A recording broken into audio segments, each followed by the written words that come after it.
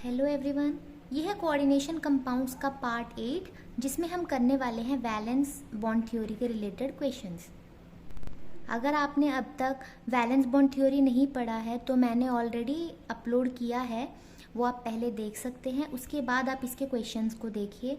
और ऑलरेडी मैंने nomenclature, isomerism, Werner's theory, valence bond theory सब कुछ कवर करवाया है, तो आप वो टॉपिक्स भी देख सकते हैं। सारे वीडियोस का लिंक आपको डिस्क्रिप्शन में मिल जाएगा।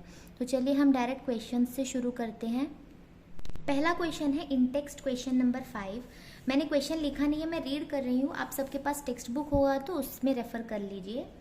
Explain on the basis of valence bond theory that NiCN4 2- ion with square planar geometry is diamagnetic and the NiCl4 2- ion with tetrahedral geometry is paramagnetic। ये हमें एक्सप्लेन करना है इन दोनों कॉम्प्लेक्स के अकॉर्डिंग। ठीक है, दोनों ही केस में देखिए जो मेटल आयन है वो है निकल, और हमें पता है निकल का जो एटॉमिक नंबर है वो 28 होता है। तो इसका जो कन्फिगरेशन है वो कैसे होगा, मैंने बताया था 3D एंड 4s लिखना है आपको। यहाँ पर अगर आप 2 लिखोगे तो 20 इलेक्ट्रॉन्स फिल हो गए। अब उसके पास 28 है तो 8 इलेक्ट्रॉन यहाँ पर आएंगे। तो ये हो गया 3D 8 4s2 कन्फिगरेशन। अब हम क्या करेंगे, दोनों ही कॉम्प्लेक्स में निकल का चार्ज निकालेंगे। यहाँ पर अगर मैं निकल को x ले लूँ, 4 Cn है और 1 Cn का -1 होता है, तो 4 Cn के लिए -4 एंड ओवरऑल चार्ज यहाँ पर है -2, तो यहाँ पर हमें मिलेगा +2। सिमिलरली यहाँ पर भी अगर मैं निकल को x लूँ, 4 Cl है, 1 Cl का -1 होता है, तो 4 Cl का -4 होगा। ओवरऑल चार्ज -2 है, तो x की वैल्यू हमें यहाँ पर मिलेगी +2। तो दोनों ही केस में निकल जो है +2 स्टेट में है। तो इतना तो हम कॉमन दोनों के लिए कर सकते हैं, दोनों +2 स्टेट में है, यानी 2 इलेक्ट्रॉन हमें निकालने हैं। तो हम किस में से निकालेंगे, 4s में से। तो 4s के 2 इलेक्ट्रॉन चले गए और 3d के 8 इलेक्ट्रॉन रह गए। अब इसे अगर हम देखें 3d, d में 5 ऑर्बिटल्स होते हैं। अब इसमें 8 इलेक्ट्रॉन है, तो 1 2 3 4 5 6 7 8 हो गए 8 इलेक्ट्रॉन फिल। अब उसके बाद दोनों के लिए, अब यहाँ तक जो था ये हमारा ग्राउंड स्टेट था, ये दोनों के लिए सेम था। बट अब हम क्या देखेंगे, अगर मैं दोनों का एक्साइटेड स्टेट बनाऊं, इसके लिए अगर मैं एक्साइटेड स्टेट लिखूं तो क्या होगा, हमें देखना क्या है, जो लिगैंड है वो है साइनाइड आयन। और ये क्योंकि स्ट्रॉन्ग लिगैंड है तो ये क्या कराता है, इलेक्ट्रॉन्स को पेयर अप करा देता है ना। तो यहाँ पर हम क्या करेंगे, जो 8 इलेक्ट्रॉन है हमारे वो पेयर अप होकर कुछ इस तरह से होंगे। हो गए 8 इलेक्ट्रॉन, ये हमारा 3D था। उसके बाद आएगा 4s और आगे का 4p भी अवेलेबल है, तो ये हो गए इसके लिए। और इसके लिए हम देखेंगे जो क्लोराइड आयन होता है वो क्योंकि वीक लिगैंड है वो पेयर अप नहीं करवा सकता। तो यहाँ पर जो मेरा 3D ऑर्बिटल है उसमें जो इलेक्ट्रॉन्स थे वो बिना पेयर अप के 5 6 7 8 इलेक्ट्रॉन हो गए। उसके बाद ये तो था 3D, उसके बाद हमारे पास 4s एंड 4p अवेलेबल है। तो हम क्या देखेंगे, यहाँ पे क्योंकि 4 ही लिगैंड है तो इसमें 1 2 3 4 ये 4 हाइब्रिडाइज होंगे, यानी DsP2, इसका हाइब्रिडाइजेशन है DsP2। और यहाँ पे 4 चाहिए, 1 2 3 4, 1 s और 3 p यानी sp3। अब क्योंकि इसमें DsP2 हाइब्रिडाइजेशन हुआ है तो इसका शेप स्क्वायर प्लेनर है, और यहाँ पर क्योंकि sp3 हाइब्रिडाइजेशन हुआ है तो इसका शेप टेट्राहेड्रल है। और यहाँ पर क्योंकि स्ट्रॉन्ग लिगैंड था हमारे पास तो यहाँ पर पेयरिंग हो गई और सारे के सारे पेयर्ड इलेक्ट्रॉन है, इसलिए ये डायमैग्नेटिक है। और यहाँ पर क्योंकि वीक लिगैंड है, पेयरिंग नहीं हो पाया, तो यहाँ पे 2 अनपेयर्ड इलेक्ट्रॉन होने की वजह से ये पैरामैग्नेटिक है। ये तो आप दिखाओगे, बट ये दिखाना उतना इम्पॉर्टेंट नहीं है जितना इसके आगे जो सेंटेंस होता है वो इम्पॉर्टेंट होता है। अगर ये क्वेश्चन आपका 3 मार्क्स में आए तो आप ये दिखाकर फिर वो सेंटेंस लिखना। अगर आपको 1 मार्क्स में सिर्फ रीज़न पूछा गया तो ये पूरा करने की कोई नीड नहीं है, आप बस रफली ये करके देख सकते हो अपने सेटिस्फैक्शन के लिए कि आप जो लिख रहे हो वो सही है। उसके बाद आप सिर्फ वो सेंटेंस लिख लीजिएगा। तो अब क्योंकि मैंने आपको ये समझा दिया है, अब इसका हम सेंटेंस देखते हैं। तो देखिए आपको लिखना कैसे है, NiCN4 2- के लिए आप लिखोगे क्योंकि साइनाइड एक स्ट्रॉन्ग लिगैंड है तो वो इलेक्ट्रॉन्स की पेयरिंग करवा देता है, जिस वजह से कोई भी अनपेयर्ड इलेक्ट्रॉन नहीं रह जाता है। क्योंकि एक भी अनपेड इलेक्ट्रॉन नहीं है इसलिए ये डायमैग्नेटिक हो गया। लेकिन ऑन द अदर हैंड जो क्लोराइड आयन है वो वीक लिगैंड है और वो पेयरिंग नहीं करवा पाता, जिस वजह से 2 अनपेड इलेक्ट्रॉन रह गए, इसलिए ये वाला कॉम्प्लेक्स पैरामैग्नेटिक है। ये आपका खुद का सेंटेंस होना चाहिए, ये मैंने खुद से लिखा है। आप जब एग्जाम लिखो तो आप अपना खुद का सेंटेंस भी लिख सकते हो, ऐसा नहीं है कि आपको एग्जैक्ट ही लिखना है। अब अगला क्वेश्चन देखते हैं। अगला है इन टेक्स्ट का क्वेश्चन नंबर 6, जिसमें बोला गया है NiCl4 जो अभी हमने देखा इस पैरामैग्नेटिक। ये क्या है? पैरामैग्नेटिक है। while NiCO4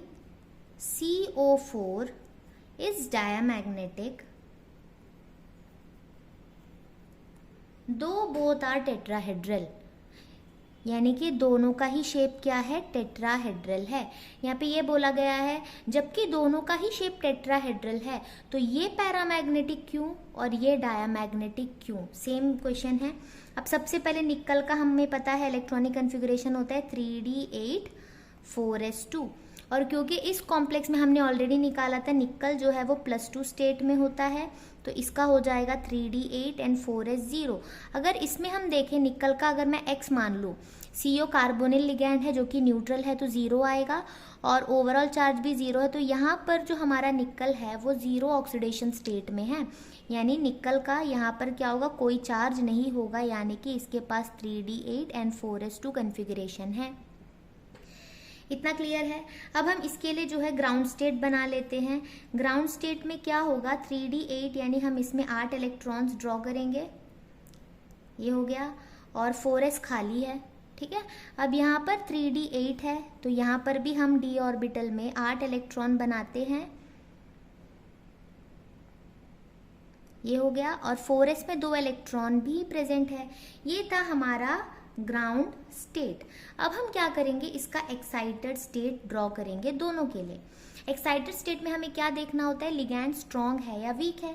अब क्योंकि ये वीक है तो ये पेयरिंग नहीं करवा पाएगा, तो यहाँ पर ये जैसे था वैसा ही रहेगा, 8 इलेक्ट्रॉन्स जैसे थे वैसे ही रहेंगे, और 4s खाली है और 4p ऑर्बिटल भी यहाँ पर अवेलेबल है, तो और ये चारों हाइब्रिडाइज हो जाते हैं, इसलिए sp3 हाइब्रिडाइजेशन है, शेप टेट्राहेड्रल है, ठीक है।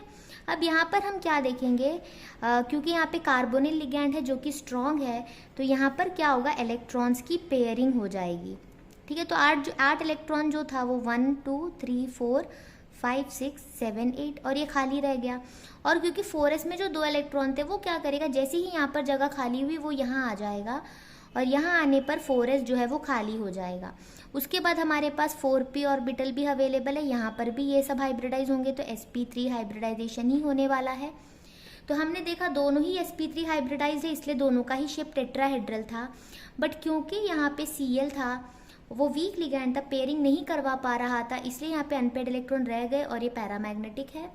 और कार्बोनिल क्योंकि स्ट्रॉन्ग लिगैंड है वो पेयरिंग करवा देता है, जिस वजह से कोई भी अनपेड इलेक्ट्रॉन नहीं रह जाते हैं, इसलिए ये डायमैग्नेटिक है। अब इसके लिए हम क्या सेंटेंस लिखेंगे वो भी देख लेते हैं। क्योंकि Cl- एक वीक लिगैंड है वो पेयर अप नहीं करवा पाता, इसलिए वो पैरामैग्नेटिक है, और CO एक स्ट्रॉन्ग लिगैंड है वो इलेक्ट्रॉन्स को पेयर अप करवा देता है, इसलिए वो कॉम्प्लेक्स डायमैग्नेटिक है।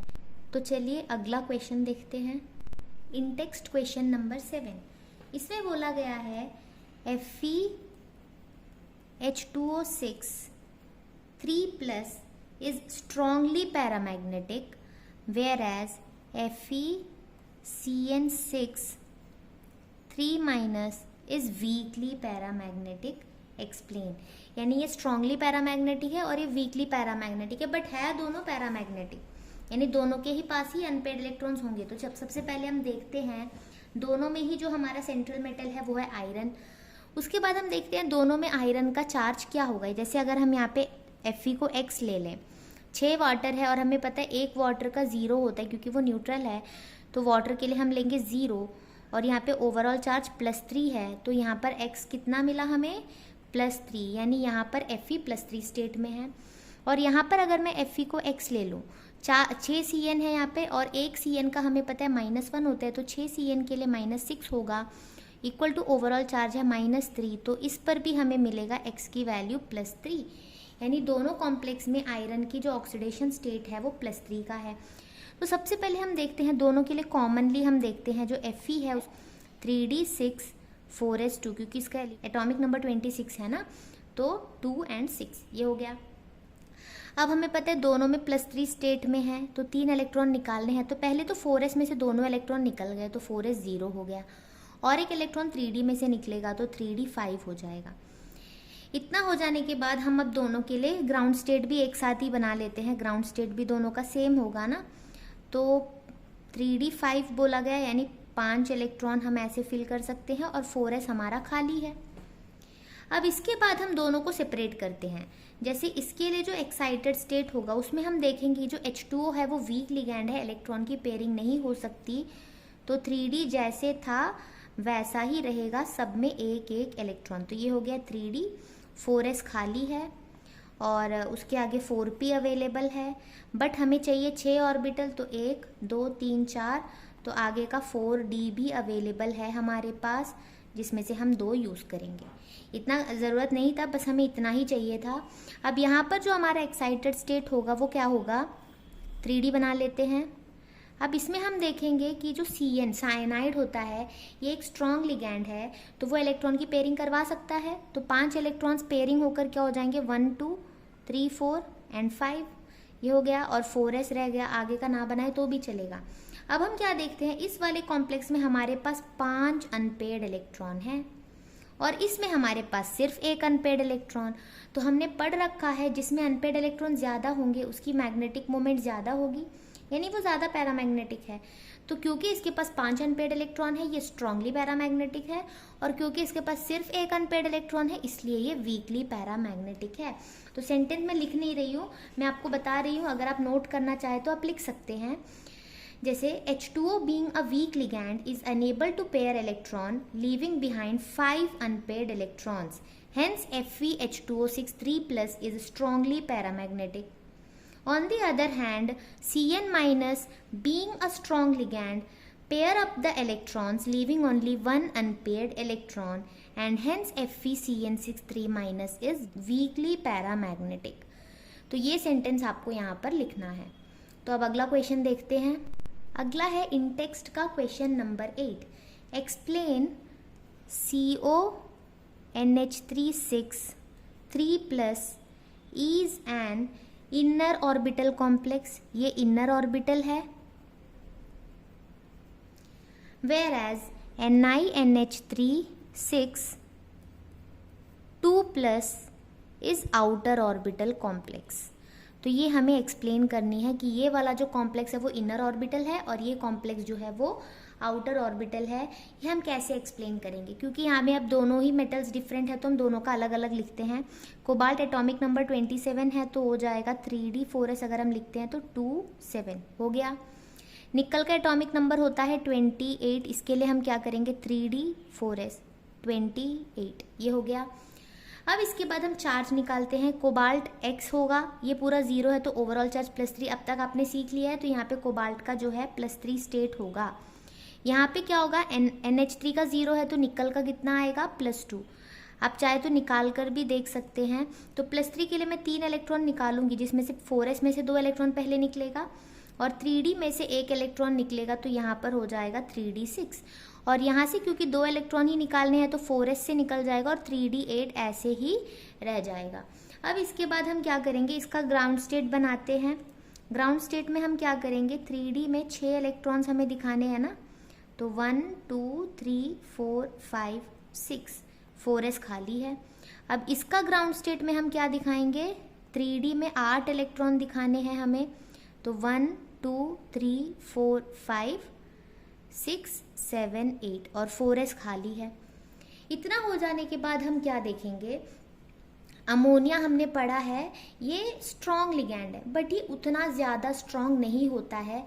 ये पेयरिंग तो करवाता है बट कुछ कुछ जगह पे ना सिचुएशन के ऊपर डिपेंड करता है कि वो पेयरिंग करवाएगा या नहीं, ये एक चीज़ हमें ध्यान देनी है। तो हम अगर इसका एक्साइटेड स्टेट देखें तो देखिए क्या होगा, यहाँ पर 6 इलेक्ट्रॉन्स हैं तो 6 इलेक्ट्रॉन की पेयरिंग अगर हम करवा दें तो ये होगा, ये हमारा 3d ऑर्बिट है, फिर ये हमारा 4s है। अब क्योंकि यहाँ पे 6 लिगैंड है तो हमें 6 खाली ऑर्बिटल चाहिए, तो अब यहाँ पे है नहीं तो हम 4p भी ले लेते हैं। तो 1 2 3 4 5 6 ये हो गया। तो हमने लिए 2 d ऑर्बिटल d2, एक s ऑर्बिटल और p के 3 ऑर्बिटल है तो d2 sp3 हाइब्रिडाइजेशन इसका हो गया। अब अगर हम इसका एक्साइटेड स्टेट देखें तो यहाँ पर देखिए क्या होगा, क्योंकि यहाँ पे 8 इलेक्ट्रॉन थे, अगर मैं पेयरिंग करवाऊँ तो ये कुछ इस तरह से पेयरिंग हो जाएगी। फिर ये 3D था, ये है 4s, आगे हमारे पास 4p है। बट अगर मैं देखूँ 1 2 3 4 5 हमें चाहिए 6, तो आगे का भी हमें बनाना होगा, तो मैं 4D भी ड्रॉ करती हूँ। ये हो गया 4D। अगर ऐसे में मैं देखूँ मुझे अगर 6 ऑर्बिटल चाहिए तो 1 2 3 4 5 6 ऐसे हो गया। अब आप क्या देख रहे हो, एक d ऑर्बिटल मैं 3D का ले रही हूँ, एक d ऑर्बिटल मैं 4D से ले रही हूँ, पर ऐसा पॉसिबल नहीं है। अगर हमें लेना है तो हम क्या करेंगे, या तो दोनों ऑर्बिटल हम 3D से लेंगे या तो दोनों हम 4D से लेंगे। अब क्योंकि यहाँ पे दो मिल नहीं सकता है तो इसे वो हाइब्रिडाइज नहीं करवाएगा और वो सीधे इस वाले s ऑर्बिट को, ये वाले 3 p ऑर्बिटल को और यहाँ से 2 d ऑर्बिटल को वो हाइब्रिडाइज कर देता है और ये sp3d2 हाइब्रिडाइजेशन होता है। अब क्योंकि यहाँ पे 3d ऑर्बिटल यूज हुआ है तो ये इनर ऑर्बिटल है और यहाँ पे क्योंकि 4d ऑर्बिटल हाइब्रिडाइज हुआ है तो ये आउटर ऑर्बिटल है। बस यही हमें बताना है।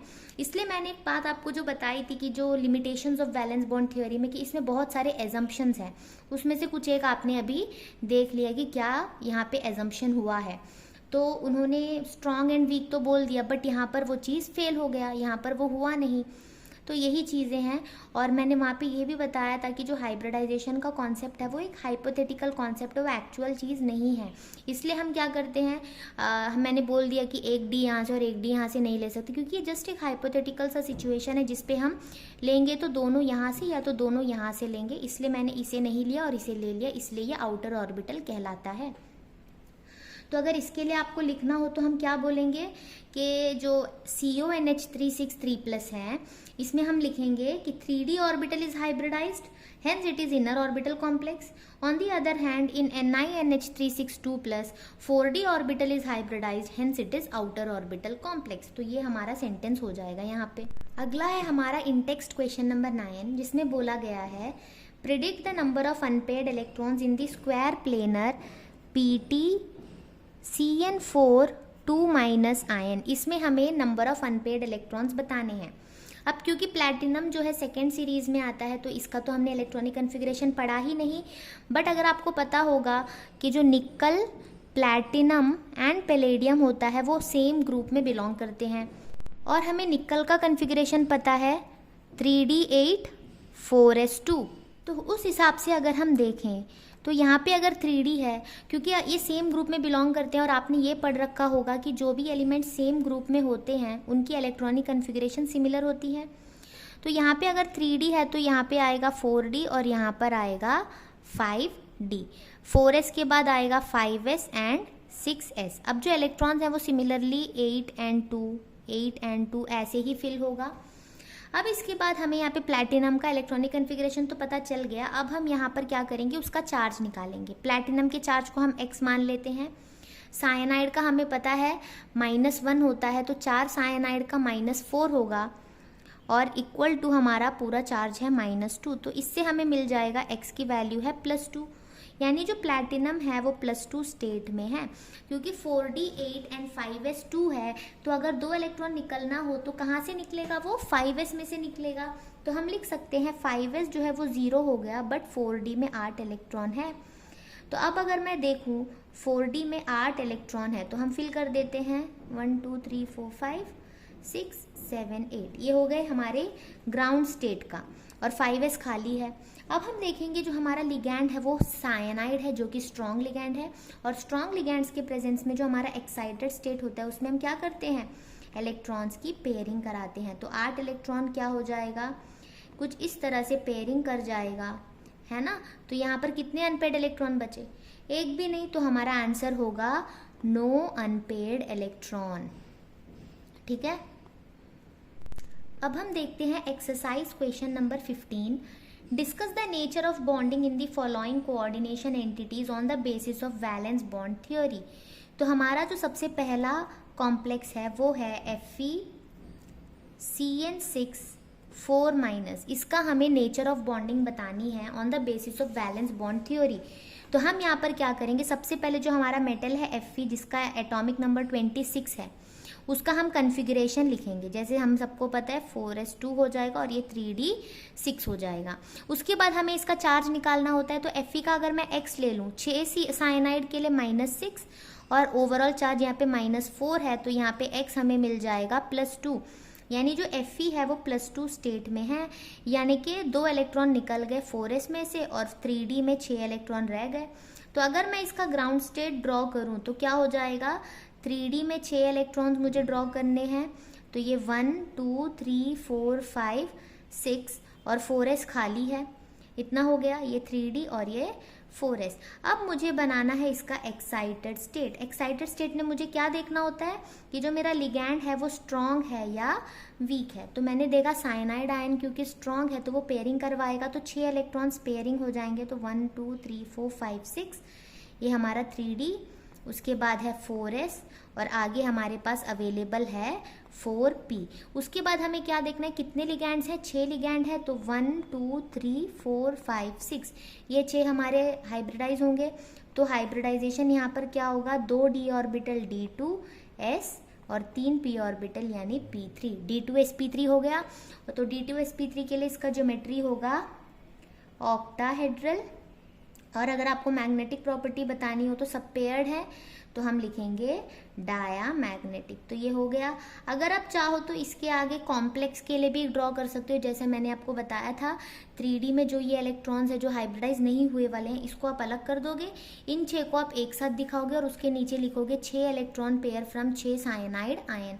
तो वो वाला वीडियो अगर आप देख चुके हो तो उससे आप कर सकते हो, बट उसकी नीड नहीं है, वैसे आपको शेप और उसका मैग्नेटिक बिहेवियर बता देना है। और अगर आप चाहो तो आप ये भी बता सकते हो कि ये इनर ऑर्बिटल कॉम्प्लेक्स है क्योंकि यहाँ पे 3D ऑर्बिटल हाइब्रिडाइज हुआ है। अब इसका नेक्स्ट पार्ट देखते हैं। अगला है FeF6 3-, यहाँ पर भी हमारे पास आयरन है, आयरन का हमें पता है 3d6 4s2।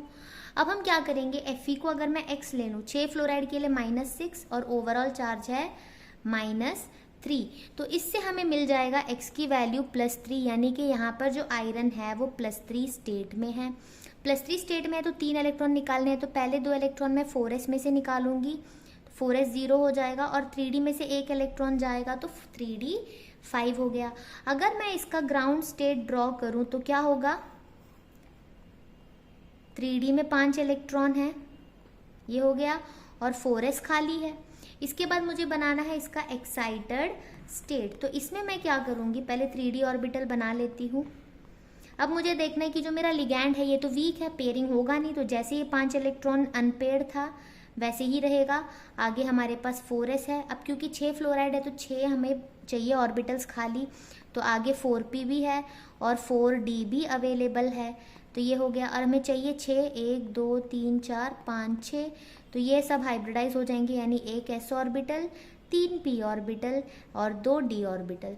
अब इसके लिए हमने देख लिया हाइब्रिडाइजेशन sp3d2 है, इसका शेप होगा ऑक्टाहेड्रल और इसका मैग्नेटिक बिहेवियर क्या होगा, अनपेयर्ड इलेक्ट्रॉन इतने सारे हैं ना, तो ये हो जाएगा पैरा मैग्नेटिक। और उसके बाद अगर हमें बताना हो इनर ऑर्बिटल या आउटर ऑर्बिटल तो क्या होगा, 4d हाइब्रिडाइज हो रहा है तो ये हो जाएगा आउटर ऑर्बिटल कॉम्प्लेक्स। हमारा अगला क्वेश्चन है CO C2O4 थ्राइस 3-, यहाँ पे C2O4 क्या है, ऑक्जेलेट आयन, जिसे हम OX भी लिखते हैं, और ऑक्जेलेट आयन एक वीक लिगैंड है, ये ध्यान देना, यानी पेयरिंग नहीं होगी। और ये एक डाइडेंटेट लिगैंड है, यानी कि यहाँ पर जब 3 लिगैंड है तो हम क्या करेंगे, इसका कोऑर्डिनेशन नंबर अगर हम देखें तो 3 लिगैंड दिख रहे हैं, बट क्योंकि ये डाइडेंटेट है तो × 2 यानी कि 6, तो हमें लास्ट में 6 एम्प्टी ऑर्बिटल्स चाहिए, ये ध्यान देना है। अब कोबाल्ट जो है इसका एटॉमिक नंबर है 27, तो मैं लिखूंगी 3d 4s, तो 2 and 7, ये हो गया। अब मुझे इसका चार्ज चाहिए, कोबाल्ट का चार्ज मैं अगर x ले लूँ और मुझे पता है ऑक्जेलेट आयन -2 चार्ज का होता है, तो 3 × -2 -6 होगा, एंड ओवरऑल चार्ज -3 है, तो यहाँ पे हमें मिल जाएगा x = +3, यानी कि जो कोबाल्ट है वो +3 स्टेट में है। तो हम क्या करेंगे, 4s में से 2 इलेक्ट्रॉन निकाल देंगे और 3D में से एक इलेक्ट्रॉन निकालेंगे तो हमारे पास बचेगा 3d6 4s 0। और अगर मैं इसका ग्राउंड स्टेट बनाऊं तो क्या होगा, 1 2 3 4 5 और 6। और ध्यान देना, जब हमारे पास स्ट्रॉन्ग लिगैंड होता है तो ही उसका इलेक्ट्रॉन्स जो है पेयर होता है ना। अब क्योंकि ये वीक लिगैंड है, एक्साइटेड स्टेट में भी पेयरिंग होने नहीं वाली, तो मैं क्या करती हूँ, इसी को एक्साइटेड स्टेट मान लेती हूँ। ये 3D है क्योंकि पेयरिंग हो नहीं रहा, ऐसे ही रहेगा। 4s है, उसके बाद हमारे पास 4p अवेलेबल है, आगे 4d भी अवेलेबल है। तो ये सब हो गए। अब हमें चाहिए कितने ऑर्बिटल, 6 ऑर्बिटल चाहिए, तो sp3d2। तो इसका हाइब्रिडाइजेशन हो गया sp3d2 और शेप होगा ऑक्टाहेड्रल। एंड क्योंकि अनपेड इलेक्ट्रॉन है तो ये होगा पैरामैग्नेटिक। अब इसका लास्ट पार्ट देखते हैं। अब देखिए, इस कॉम्प्लेक्स में भी हमारा सेंट्रल मेटल कोबाल्ट है, तो हम लिखेंगे कोबाल्ट एटॉमिक नंबर 27। तो इसका कन्फिगरेशन होगा 4s2 3d7। अब हम इसका चार्ज निकालते हैं। कोबाल्ट का चार्ज अगर मैं x ले लूँ, 6 फ्लोराइड के लिए -6 आएगा और ओवरऑल चार्ज -3, यानी कि यहाँ पे भी इसका ऑक्सीडेशन स्टेट +3 है। तो कोबाल्ट +3 में है, यानी 3 इलेक्ट्रॉन निकलने हैं, 4s में से निकल जाएगा और 3d में से 1 इलेक्ट्रॉन निकल जाएगा। अब मैं इसका अगर ड्रॉ करूँ ऑर्बिटल डायग्राम, तो 1 2 3 4 5 6 ये हो गए। 4s खाली है। अब क्योंकि ये वीक लिगैंड है तो यहाँ पे पेयरिंग तो होगी नहीं, तो मैं दोबारा से एक्साइटेड स्टेट नहीं बना रही हूँ। ये 3d है, ये 4s है, आगे हमारे पास 4p अवेलेबल है एंड 4d भी अवेलेबल है। और क्योंकि 6 लिगैंड है तो हमें 6 ऑर्बिटल्स खाली चाहिए, तो इसका हाइब्रिडाइजेशन भी होगा sp3d2, शेप होगा ऑक्टाहेड्रल। अनपेड इलेक्ट्रॉन की वजह से ये भी होगा पैरामैग्नेटिक। तो अब एक क्वेश्चन और रह गया है, वो भी देख लेते हैं। यह एक्सरसाइज का क्वेश्चन नंबर 19, जिसमें बोला गया है कि CrNH3 इस पैरामैग्नेटिक। ये क्या है, पैरामैग्नेटिक है। while NiCN4 2- इज डायामैग्नेटिक, और ये डायामैग्नेटिक है। Explain why. ये हमें एक्सप्लेन करना है कि ये वाला कॉम्प्लेक्स पैरामैग्नेटिक क्यों है और ये वाला कॉम्प्लेक्स डायामैग्नेटिक क्यों है। ठीक है, तो सबसे पहले हम देखते हैं क्रोमियम। इसका एटॉमिक नंबर 24 होता है, लेकिन इसका कन्फिगरेशन हमने देखा था एक्सेप्शनल होता है। 4s में 1 होता है और इसमें 5 होता है। और निकल का हमें पता है 3d8 एंड 4s 2।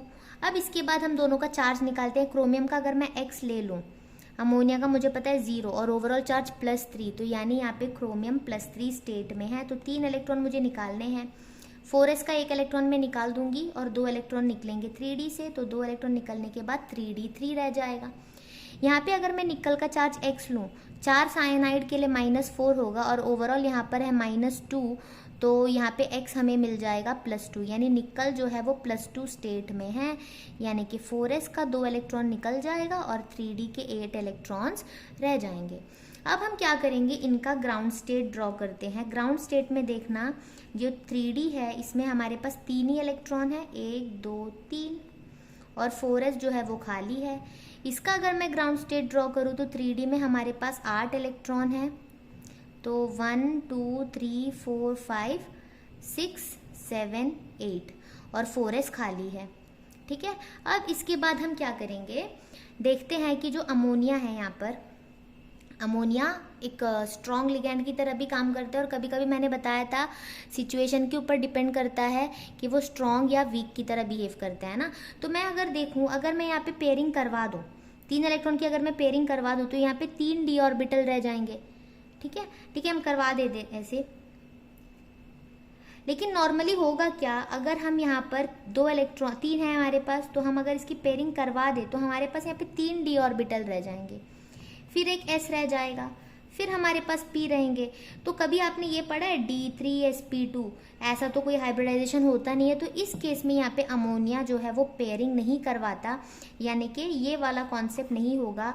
यहाँ पे एज इट इज़ रहेगा। D के 2 ऑर्बिटल अवेलेबल हैं, S का 1 ऑर्बिटल है और P का 3 ऑर्बिटल है, यानी इसके पास 6 ऑर्बिटल आ गए D2sp3। तो ये D2sp3 हाइब्रिडाइजेशन करवाता है।